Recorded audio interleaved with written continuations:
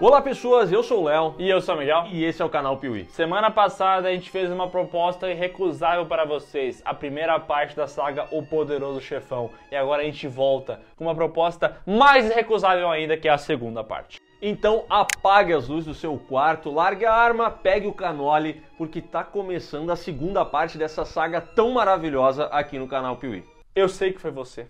Eu sei que foi você que não deixou o like no vídeo do canal Piuí. Você partiu meu coração. I know it was you, Fredo. You broke my heart.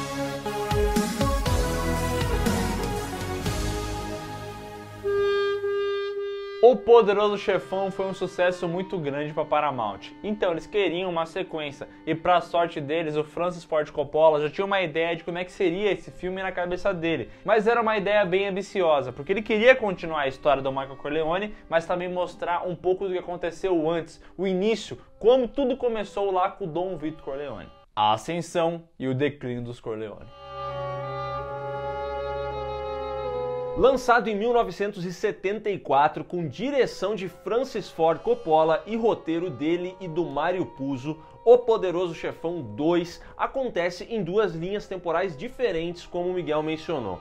A primeira delas se passa no início do século XX, lá na Itália, onde a gente conhece o passado do Vito Corleone, ou melhor, o Vito Andolini.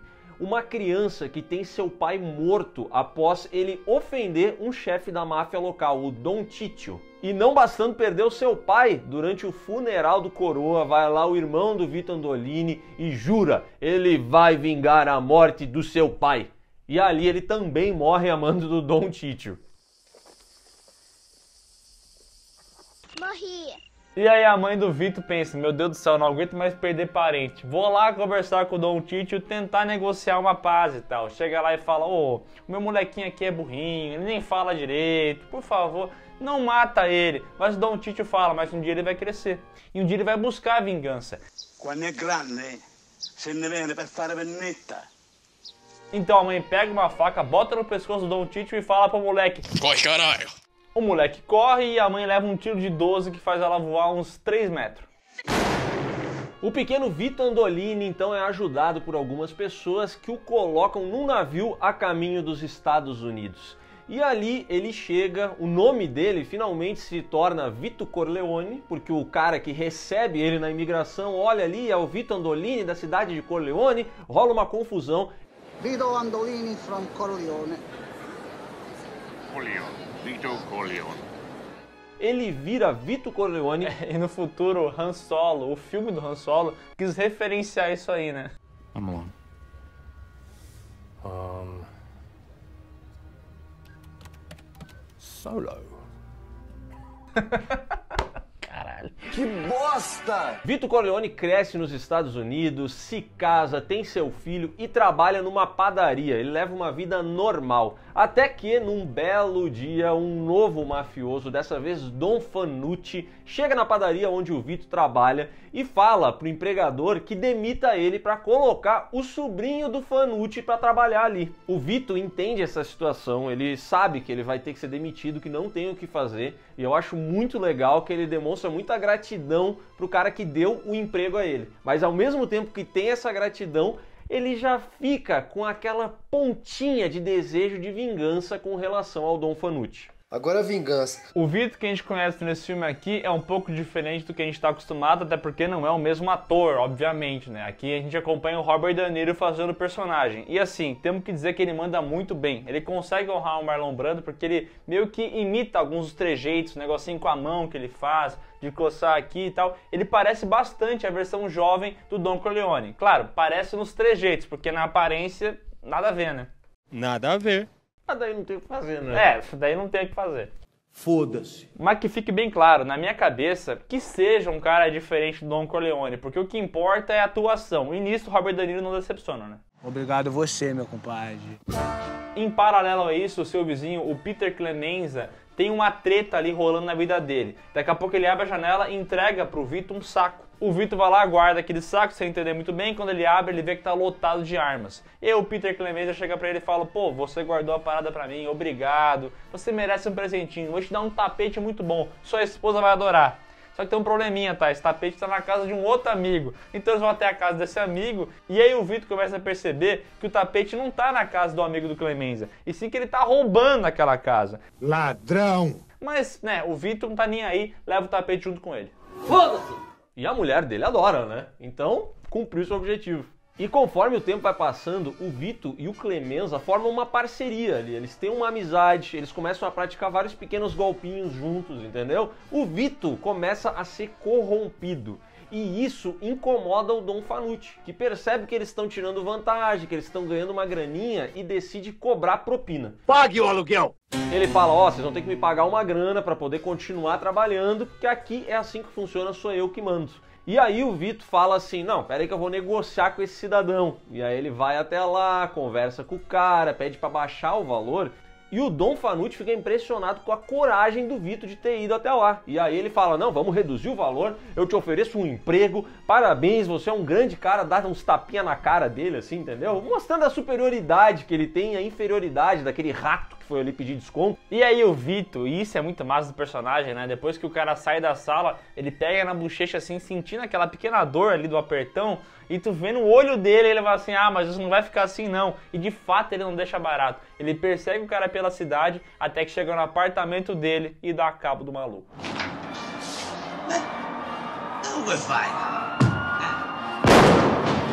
Essa morte marca o momento em que o Vito acaba meio que virando o Dom Vito, né? Porque tu percebe que a persona dele muda. Claro que ele nunca deixa de ser aquele cara gente boa, aquele cara que conversa com todo mundo, que fala, olha, se você me ajudar, eu vou te dever um favor também. E fica naquela paradinha, entendeu? Então é muito legal ver que o Vito, ele tá virando bandido, mas ele nunca perde aquela personalidade que a gente conhece dele, né?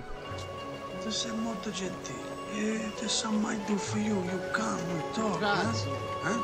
Grazie. E isso fica muito claro, porque depois que ele mata o Dom Fanucci, a comunidade começa a pedir ajuda para ele. Ele começa a ser esse conselheiro, né? Ele não só comanda as coisas, como ele também dá conselhos, ele ajuda as pessoas. Então, num belo dia, a mulher do Vito fala para ele, ó, tem uma senhora aqui que tá passando por um problema, ela tem um cachorro no apartamento, o cara quer expulsar ela de lá. Dá uma ajudinha, vai lá, faz uma força. E aí o Vito se reúne com o dono do prédio, explica para ele a situação, oferece mais dinheiro para deixar aquela senhora viver lá. E o cara é irredutível, ele fala, não, no meu prédio essa mulher não mora. Entretanto, quando ele começa a conversar com a comunidade, ele descobre que o Vito Corleone é um cara perigoso. Esse cara já fez algumas merdas. E aí ele volta até o escritório do Vito e diz assim, ô meu amigo, acho que houve um mal entendido aqui. É claro que essa senhora pode viver lá, eu amo cachorro. Ele inclusive fala assim, esse dinheiro que você me deu a mais aqui, pode pegar, não tem problema nenhum. Aí o Vito olha pra ele, The rent stays like before.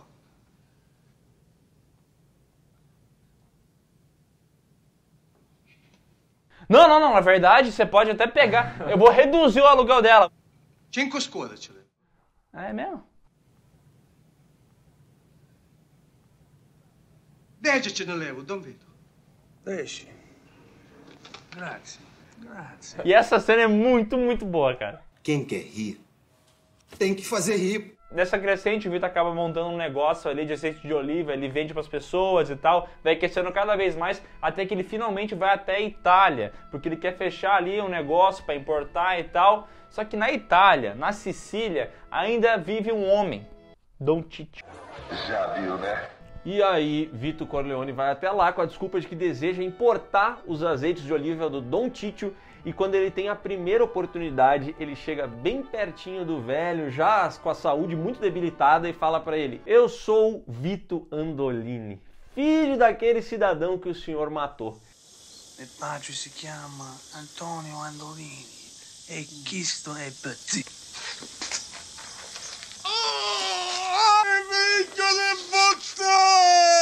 E rasga o bucho do velho. Mas ele rasga com vontade, tá? Rasga com vontade. Ele pega do início da pança e vai até o peito. Por que tanta violência, rapaz? E essa cena é muito emblemática porque aqui sim, Vito Andolini, Vito Corleone se transformou em Dom Vito Corleone, esse cidadão extremamente impiedoso, que ao mesmo tempo que é um cara muito família, que tem essa essência do carinho, ele também vai atrás da vingança, ele vai fazer de tudo para acabar com seus inimigos. La vendetta! E esse negócio do italiano que eu acabei de falar é muito importante porque o filme respeita o idioma italiano, então boa parte do filme é italiano. A gente tá ligado que americano não gosta muito de legenda, né? Mas eles tiveram que aceitar. Decisione di pagare tutto aquilo che va domani e senza discutere. What? E outra coisa interessante a se falar é que a gente está comentando toda essa parte do Dom Vito como se ela fosse cronológica, como se ela fosse uma sequência e tal. Mas no filme não é assim que funciona, porque ele fica o tempo inteiro mesclando o passado do Dom Vito com o presente do Michael. E isso é essencial para que o filme ganhe essa cara de ascensão e declínio. As coisas são sempre contrapostas, assim. Enquanto o Dom Vito está agindo de uma maneira, a gente vê o Michael no futuro agindo de outra forma totalmente diferente, às vezes muito contraditória também. É pura poesia. E essas passagens de tempo ficam marcadas com um fade que o filme faz que é muito interessante. Pega lá e mostra o Dom Vito e lentamente vai entrando a imagem do Michael numa posição parecida, mas ao mesmo tempo diferente, tá ligado? Então é legal criar esse contraste entre os dois personagens. Muitas vezes, pra mim, pelo menos, fica a percepção de que o Michael até tá pensando o que o pai dele faria. Isso mais pra frente do filme, sabe? Mas eu fico com um pouco dessa sensação de ele tentar relembrar o passado, tentar entender como o Dom Vito agiria naquela situação. Pai, me ajuda. Até porque, obviamente, o Dom Vito, como pai do Michael, contou essas histórias de como é que ele ascendeu nos negócios e tal, e o Michael, ele sempre quis ser tão bom quanto o pai dele, mas não é o que ele acaba fazendo na história desse filme, né? E tudo começa quando o Michael, já exercendo seu papel de Don Corleone, tá ali no batizado do seu filho, atendendo pessoas bem como seu pai fazia, e ele recebe Frank Pentangeli, o líder de uma família que serve aos Corleone.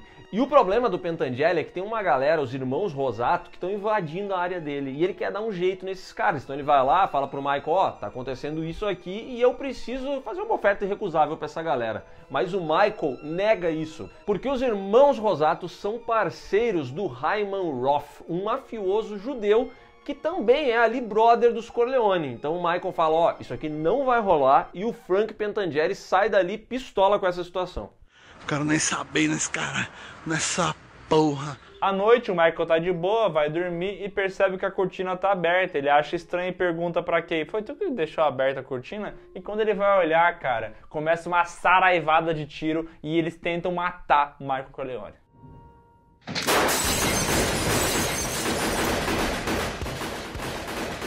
Mas o Michael é safo e consegue sobreviver. E ele começa a desconfiar que o mandante desse assassinato é o Hyman Roth, aquele cara que o Frank Pentangeli não gosta. Mas como o Michael fala pro Frank Pentangeli, manter seus amigos perto, mas seus inimigos mais perto ainda. He taught me, keep your friends close, but your enemies closer. Então ele vai lá e chega pro Hyman Roth e fala, olha, eu acho que quem tentou me matar é o Frank Pentangeli. Eu não sei, eu tô desconfiado, esse cara aqui é estranho. Em paralelo, ele vai no Frank e fala, ó, quem tentou me matar foi o Hyman Roth, eu preciso da tua ajuda. Faz as pazes com os irmãos Rosato, pra parecer que tá tudo bem, pra ele não atacar ninguém e tal. E o Frank Pentangeli vai lá conversar com os Rosato. Só que, nesse encontro, ele é atacado, tentam matar ele. E quando ele tá prestes a morrer, o assassino fala, isso é um presente de Michael Corleone. Michael Corleone says hello. E aí o Frank Pentangeli sobrevive, fica escondido e sabe que quem tentou matar ele foi o Michael Corleone. Mas não foi, né? Foi o Hyman Roth. Puta que pariu, que filha da puta. E um detalhe muito importante, os assassinos que tentaram matar o Michael na casa dele foram mortos ali dentro mesmo para não abrir o bico. Então ele sabe que para aquela cortina estar aberta e para aqueles homens terem sido mortos ali é porque existe um traidor dentro da mansão dos Corleone. Ih, olha o rato. Tô sentindo cheiro de merda. O Michael pensa que o Frank morreu e vai até Cuba conversar com o Hyman Roth. E quando eles chegam lá, tem vários empresários que estão para meter grana num cassino. E é importante falar que lá em 1958, em Cuba, estava rolando uma revolução. Tinha vários rebeldes tentando derrubar o governo do Fulgêncio Batista. Então quando eles chegam lá, tem batalha na rua, tem carro explodindo, tem gente maluca. E o Michael fica com uma pulga atrás da orelha, achando que meter dinheiro num cassino lá é roubada. Vai dar merda. Vai dar merda não. Vai dar merda. Se não der?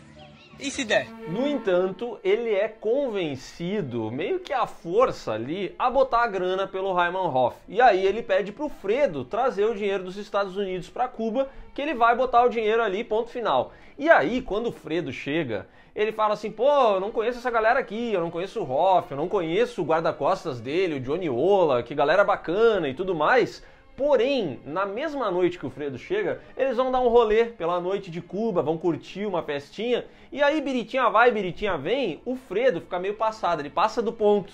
E quando ele já tá meio bebinho, ele comenta que ele já tinha ido naquele local. E quem tinha apresentado pra ele tudo aquilo ali tinha sido Johnny Ola, que é justamente o guarda-costas do Hyman Roth. Old man Roth had never come here, but old Johnny knows these places like the back of his hand. I want to see him break a brick. Ou seja, ele é o traidor e o Michael percebe isso naquele momento. O Al Pacino talvez seja um dos maiores atores de todos os tempos. E aqui ele mostra por que ele é tão respeitado. O olhar dele pro Fredo, quando ele percebe a parada, cara, diz tanto, sem falar nada. É uma parada tão impressionante, é um olhar tipo de decepção, com raiva, com querer se vingar. É muita coisa junta num olhar só, cara. É muito, muito foda. Mas diferente de outros papéis que o Al Pacino faz, o Michael Corleone é muito comedido. Então quando ele sente aquele ódio, ele não fala nada, ele se segura muito, ele quase explode. Mas ele fica quieto e planeja uma vingança. Ele sabe como é que ele vai agir depois disso aí. Eu sou frio e calculista. E só um comentário, como o Miguel falou, o Al Pacino ele acabou ficando conhecido por ser esse cara que explode. Então ele tem essas atuações nas quais ele vai ficar completamente maluco. I'm a phenomenon! I'm a phenomenon! I'm a humanist. Só que aqui ele tá muito comedido. E é interessante falar que ele foi indicado ao Oscar, mas não venceu. Nos dois filmes, né? O Poderoso Chefão e no segundo filme também. E o Robert De Niro venceu nesse filme. E, cara, pra mim é um snob absurdo. Porque o Robert De Niro tá muito bem nesse filme. Mas me desculpe, o Al Pacino carrega essa parada aqui. Ele é bom demais como o Michael Corleone. O Michael é um dos grandes personagens da história do cinema. E, cara, eu acho muito esnobado ele não ter vencido o Oscar por esse filme aqui especialmente. Porque aqui... Puta, pra mim ele rouba a cena. Pra mim ele rouba a cena desse filme. Sério mesmo, cara? Você é muito foda. E, cara, é impressionante esse trabalho de maquiagem que eles fazem também, tá? Porque o primeiro filme é de 72, o segundo é de 74. E parece que passou muitos anos na vida do Michael. Ele tá com aqui umas olheiras profundas, a maçã do rosto marcada. Ele mudou completamente, cara. Essa maquiagem é perfeita, né, cara? Caralho. Lá no alto. Bom, como o Miguel falou, o Michael fica quieto, mas ele tem um plano. E tudo começa com a morte do Johnny Ola e do Hyman Roth. Ele manda matar esses dois, o Johnny Ola morre rapidinho, mas o Hyman Roth escapa da morte. E enquanto isso está acontecendo, ele precisa lidar de uma maneira diferente com o Fredo, é o irmão dele. Então ele vai e na noite seguinte à descoberta, ele encontra o Fredo numa festa de fim de ano, se aproxima dele e aqui acontece a cena mais memorável desse filme, que é o beijo da morte. O Michael chega pertinho do Fredo e fala: I know it was you, Fredo. You broke my heart. E a gente sente o peso desse ato, entendeu? Porque ele não gostaria de matar o irmão dele, mas ele é o Don Corleone e ele precisa fazer alguma coisa. You broke my heart.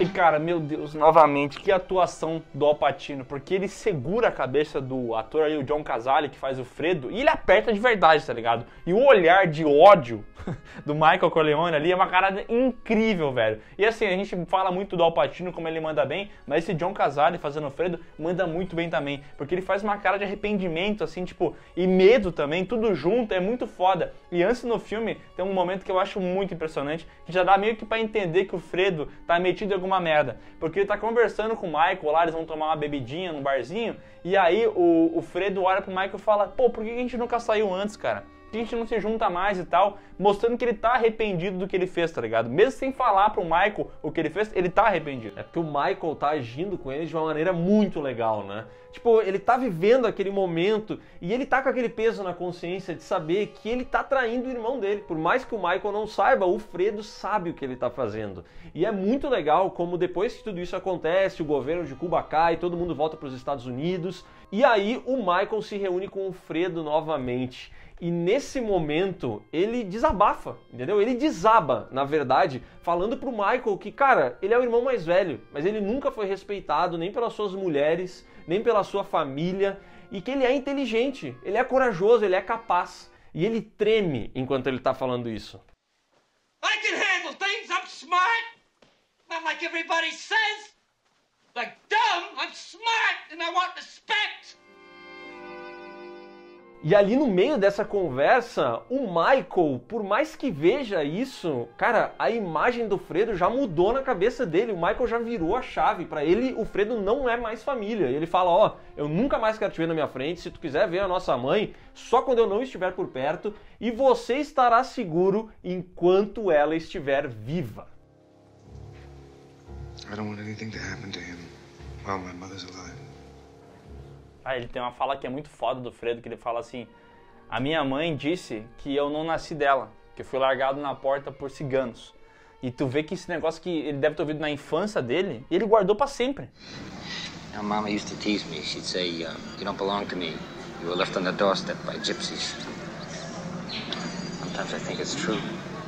Mas era brincadeira, entendeu? Mas ele é um cara tão ressentido por não ter sido tão foda, que ele guarda isso até hoje, tá ligado? É, esse personagem é bom.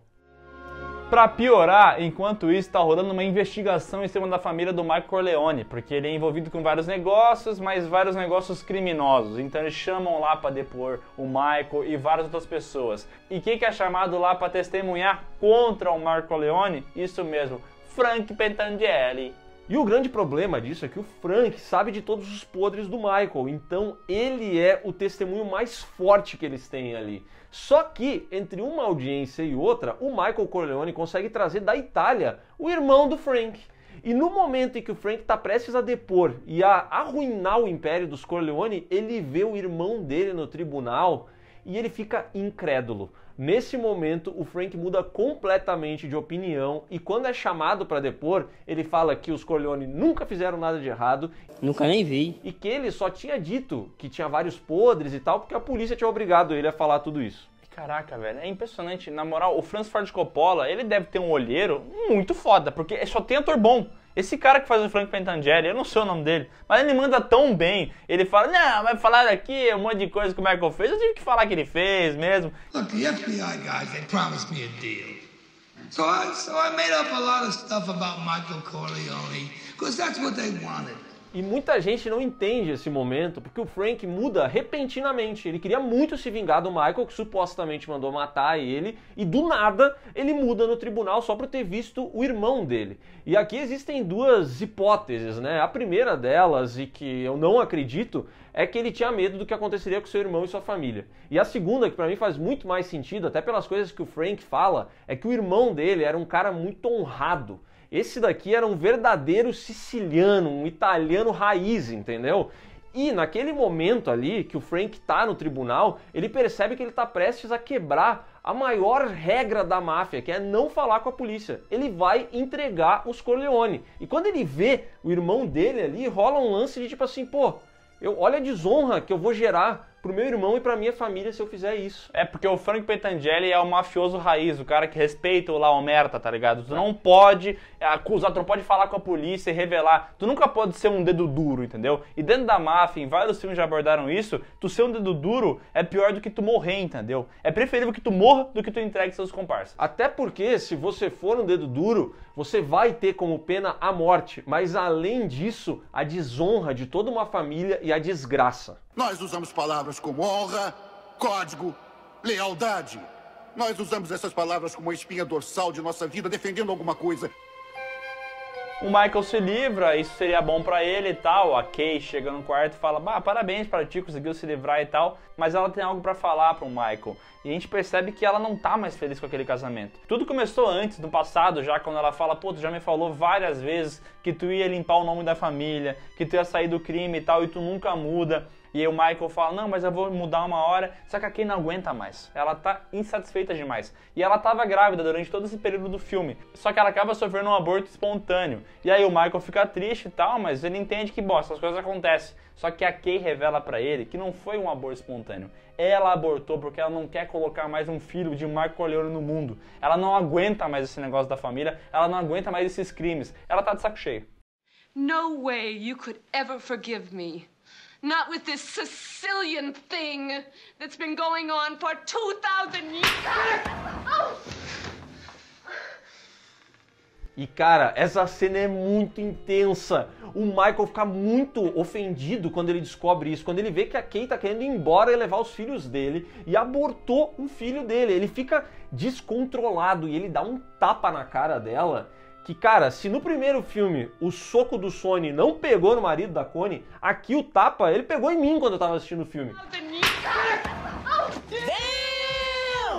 É um tapa absurdo e esses dois, eles entregam tudo ali. A raiva que dá pra sentir entre eles é muito grande. E o Michael, a essa altura do campeonato, ele tá descontrolado. Se tem uma coisa pela qual ele não preza mais, é a família. Esse homem só quer saber de vingança e poder. E é por isso que ele pega a Kay, manda ela embora e fica com a custódia das crianças. Ele, cara, ele virou esse cidadão que acha que ele pode controlar tudo e todos, entendeu?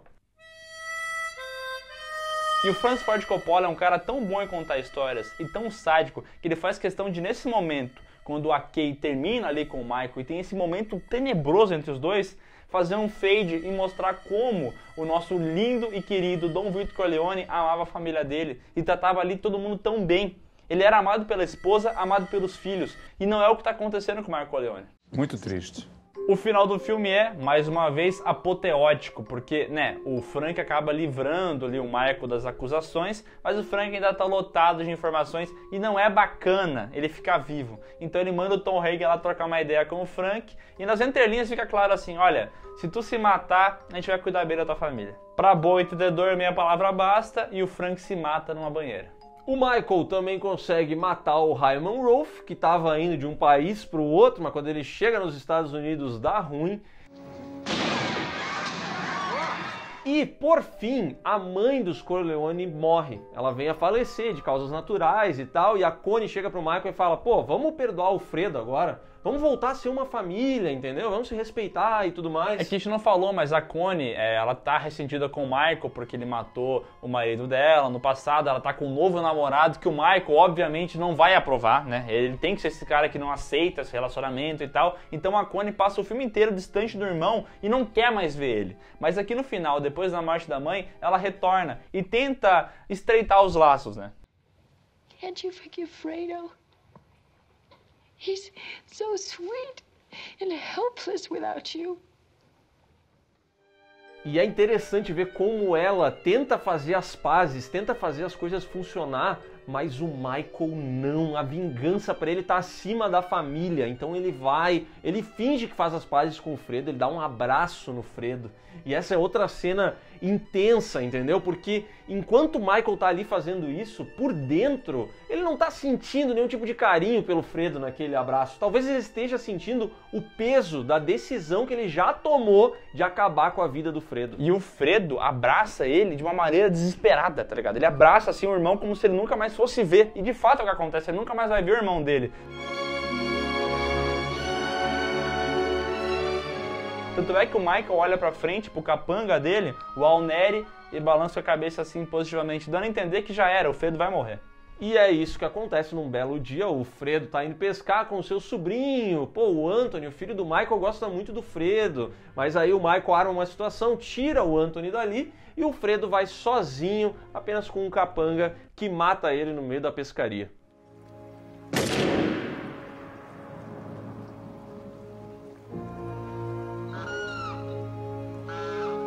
Em outra cena, já separada do Michael, a Kay tá com os filhos dela ali, beijando, abraçando e tal, só que a Connie chega e fala, ó, o Michael tá chegando, ele não quer te ver e tal. E a Kay decide que ele tem que ir embora, mas ela não quer desgrudar dos filhos dela, ela ama tanto eles, né? Só que ela tem que ir embora porque o Michael chegou. Então ela vai indo até a porta de saída da casa e nesse momento aparece o Michael. O Michael olha pra Kay, a Kay olha pro Michael, eles falam muitas coisas sem dizer nada, entendeu? Eles têm só ali o olhar que entrega tudo. E nesse momento, o Michael fecha a porta na cara da Kay.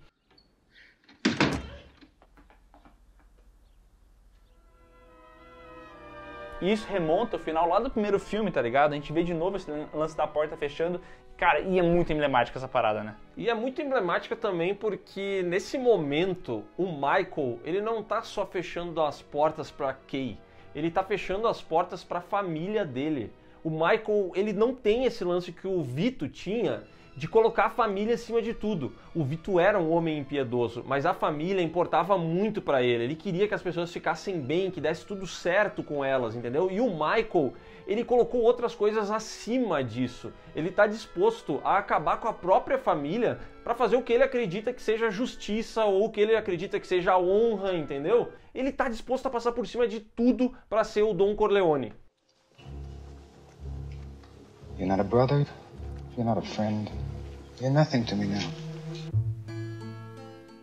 E é exatamente isso que ele faz. E é por isso que aqui no final o Michael está sentado, sozinho, enquanto a montagem do filme nos mostra uma cena que volta lá para a década de 40, quando os Corleone estão reunidos para comemorar o aniversário do Dom Vito Corleone. Eles estão todos numa mesa, ali o Sonny chega, apresenta para Connie o futuro marido dela, e o Michael fala para todo mundo que ele decidiu se alistar. E aí rola uma briguinha, o pessoal, pô, como é que tu vai se alistar? Já tem um futuro programado para ti e tal. Eles têm uma discussão.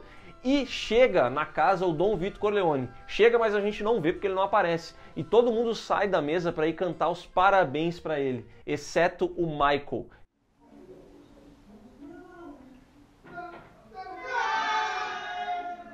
Que fica sozinho na mesa, da mesma maneira que ele está no futuro, sozinho, depois de ter acabado com a própria família.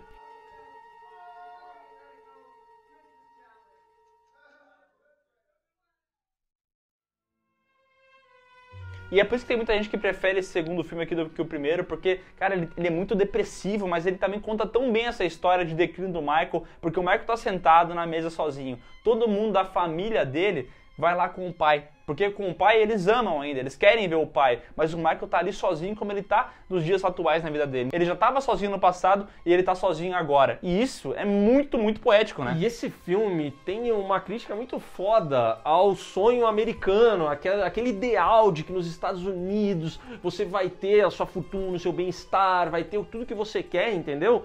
E o Michael, ele é o personagem que tem conseguido essas coisas. Ele tem poder, mas ele abriu mão de todo o resto. E é interessante ver como ele é diferente do Dom Vito Corleone, porque enquanto o Dom Vito Corleone fechou sendo amado, o Michael tá indo por um caminho totalmente diferente, ninguém mais ama ele. E fica muito claro que o Dom Vito, ele era um cara temido pelos inimigos, mas amado pela família. E o Michael, ele é temido pelos inimigos, mas também é temido pela própria família. Because a man who doesn't spend time with his family can never be a real man. Essa cena final, eles falam que o Dom Vito Corleone chegou, mas a gente não vê ele, né? E era pro Marlon Brando estar nessa cena, mas como a gente sabe, o Marlon Brando é o cara mais problemático do mundo e não quis voltar, né? Eu não quero! Mas pelo menos o James Caan voltou, o Sonny, ele tem muita presença, né? E ele também tem muito dinheiro, porque dizem que ele ganhou o cachê do primeiro filme inteiro, ele ganhou a mesma quantidade só pra aparecer aqui esses 2 minutinhos. Nossa, viado, como o dinheiro é bom, né? O Poderoso Chefão Parte 2 custou 13 milhões e faturou uma grana bem boa, que não dá pra saber muito bem ao certo quanto que é, porque ele foi lançado e relançado várias vezes, então o número é impreciso. As críticas na época foram meio divisivas, porque o pessoal considerou esse filme meio mal montado, porque tem esse lance do passado, que mescla com o presente, e a galera não gostou muito disso aí, então o filme foi mais mal avaliado que o primeiro. Mesmo assim, nessa época o filme foi indicado a vários Oscars, ganhou 6 deles, incluindo de melhor filme, melhor diretor e melhor ator coadjuvante pro Robert De Niro, como a gente falou. E com o passar dos anos, as críticas também mudaram e virou consenso que O Poderoso Chefão 2 é uma das grandes continuações do cinema. Inclusive existe essa discussão de qual é melhor, o primeiro ou o segundo. Muita gente prefere o primeiro, outros tantos preferem o segundo. E aí você se pergunta, qual filme a gente prefere? A gente vai deixar pra falar isso depois na última parte essa que a gente vai ver Poderoso Chefão 3, que pra muita gente é o pior dessa trilogia. Na real, pra qualquer pessoa eu acho que é o pior da trilogia, mas pra muita gente é um filme ruim no meio de uma trilogia excelente. Coisa que a gente não concorda, mas vai deixar um pouco mais claro na semana que vem, na próxima parte da saga Poderoso Chefão. Então é isso, pessoal. Se você gostou desse vídeo, dá um like aqui embaixo, se inscreve no canal, marca o sininho e comenta aqui embaixo. Você prefere o primeiro filme ou o segundo? E não esquece de seguir a gente nas redes sociais e de ouvir o PeeWeeCast, o podcast do canal Piuí, que tem muitos episódios, inclusive tem um episódio definindo qual é a melhor trilogia do cinema, tá? Foi errada essa decisão, tu sabe, né? Por quê? Tu lembra quem venceu? Eu não concordo com a trilogia que venceu, mas tudo bem.